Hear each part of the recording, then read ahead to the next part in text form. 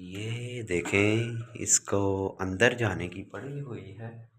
ठीक है, ये देखें, ये ऊपर जगह नज़र आ गई इसको। ये ये ऊपर है, पर इसको क्या पता। इसको, ये बहुत तेज़ है बिल्ली।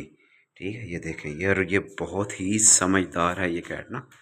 ये लॉक भी खुद ही खोल लेती है, यानी कि ऊपर होके ये नीचे करेगी हैंडल, दरवाज़ा खोल लेती है। ये देखें, ये भी ऊपर हुई हुई थी, ये अभी लॉक खोलने लगी थी। तो इसको मैंने उसे वॉशरूम में बंद किया हुआ था। ठीक है, तो वॉशरूम ट्रेंड भी है ना बिल्ली, तो जब मेरे पास ज़्यादा कैट्स हो जाती हैं तो फिर मैनेज करना मुश्किल हो जाता। तो इसको मैंने उस वॉशरूम में बंद कर दिया था। तो बार बार दरवाज़ा खुल जाए, मैं देखूँ दरवाज़ा कहाँ, कौन खोल रहा है, कैसे खोल रहा है। तो देखा जी, ये साहबजादी खड़ी हो के लॉक नीचे करती थी, बाहर आ जाती थी।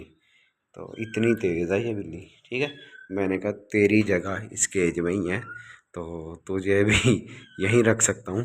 ठीक है, क्योंकि इस रूम में अभी पहली बिल्ली है, तो इंशाल्लाह वो भी एक हफ़्ते तक फ्री हो जाएगी।